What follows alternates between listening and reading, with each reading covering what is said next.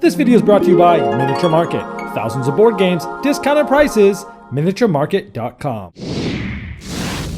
Hello my friends, it's the Game Boy Geek here. Today we're all going to be getting in the ships and we're going to be in the cockpit flying around, maybe doing loop-de-loos, trying to take out the enemies and the mother ship together because we're cooperatively trying to do that. So today we're going to be taking a look at flip ships. This is a game for 1 to 4 players. This cooperative game is from Renegade Game Studios, designed by Kane Klenko, who's put out a bunch of great games over the last few years. So let me show you how it's played, and I'll see you on the other side.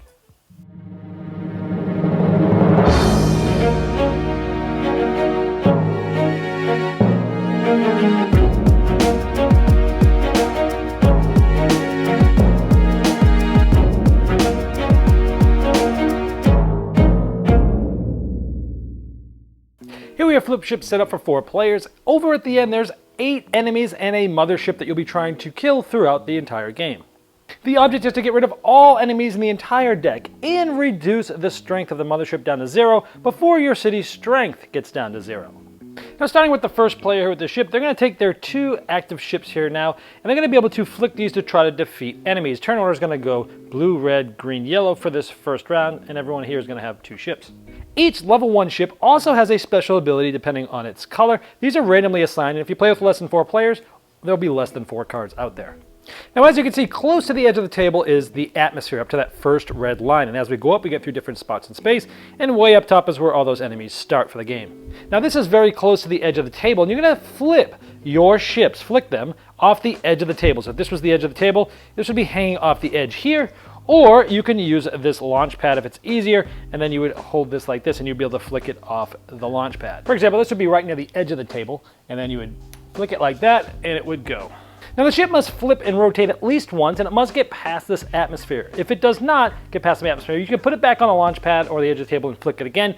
If 3 times in a row you don't get past this, it goes out of the game for this specific round. Let's give this a shot.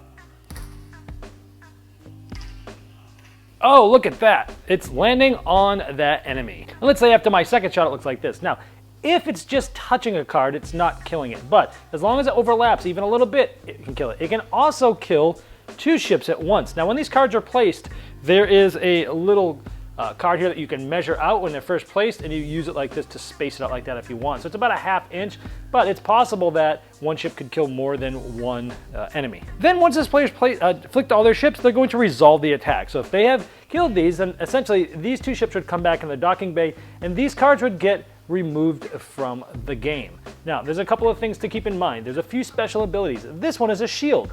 So if this one was killed, but this was not, this one would be saved by the shield because nothing can hurt this that's adjacent to this card. But because I killed the shield and then killed this one, at least they were both killed, then both of these get removed. And as you take your ships off for your turn, you'll just put them here on your color in the docking bay. Now those 2 ships are removed and it'd be the next player's turn. But let's just say, for example, I got it inside of this mothership. Like it went like that. You would take the mothership defense down. Now this starts at a different spot depending on the amount of difficulty you've set the game up for. You're trying to get down this to 0. You don't win immediately. You still have to get rid of all of the enemies in the deck as well. And after all the players have flicked all their ships, resolved all their attacks, it's the end of basically the players part of the phase, and then we go to the enemy marches phase. Now while flicking the ships, some of these have special abilities. We talked about this shields everything next to it. Some of them have 2 X's. This means that this needs 2 of them. So let's say the red player had hit this once and nobody else had hit this. Well, this one did not get killed. You need 2 of them. Plus, it's defended by the shield, so someone would have to kill this first, or in addition to killing this one. But this one needs 2. If by the end of the round there aren't 2 on there, well then it survives, and then we're going to have it move. So how the enemy marches is each of them are going to move a certain spot depending on the number of stripes here, starting from the closest one. So this one is going to move 1, this one's going to move 2. So we're going to start with closest to the moons and the closest one. This one goes 2, so it's going to go 1, 2, going right up to the top of the red line. This one goes 1, this one goes 2, this one goes all the way to the end of the atmosphere because it has this in it. You then do it for the back ones. So this one's going to go 1, 2, and this one's going to go 1, 2. Now, if this one had to move 2 and there's some in front of it, this would push the ships in front of it as well. Now, any ship that's gotten underneath the atmosphere does damage equal to this. So we're going to take 2 damage, and this card is going to get put back into the deck and come back later. So we would get down 2 damage because of that ship, and we would shuffle that card back into the deck. Now, a couple things about the deck size is different depending on the amount of difficulty. There's training, standard, expert, many different ways to play it. Also, if the damage ever gets you past this an icon like this that's a ship or into it, everyone's going to get another ship. So in this case, everyone would have gotten their last ship. And again, these first level ships all have special abilities. We'll go over some of these in a minute. Sometimes you might take more than enough damage so that more than one of those ships are crossed. So if I had taken 2 of those, maybe we would have taken a lot of damage. You would have taken 1 ship and maybe taken another ship. And now these level 2 ships all have this ability. And after that, you clean up and get all your ships back that are active to you. The top 2 rows get filled up again. There's always going to be 5 columns of ships here. And then you start a new round. The start token will move to the next player. Now red is the start player, and you go 1, 2, 3, 4 in this case. This continues until one of a few things happens. If you ever get to 0 strength, well, you guys have lost the game. If at the beginning of a round there's 6 or less ships in play, it's the last round before final assault. During the last round, they all become Kamikaze Ships, and they all act as this, which means they're going to move as far as they can until they're blocked all the way up to the atmosphere, and they all do 2 times the damage they normally would. If you still live after that, then you can go to the final assault. In the final assault, everyone is trying to flick ships into the mothership to get the strength down to 0. They cannot use special abilities. And during that final assault, if they're able to get it down to 0, they have 1. If they have not, it does up to 20 damage and you lose.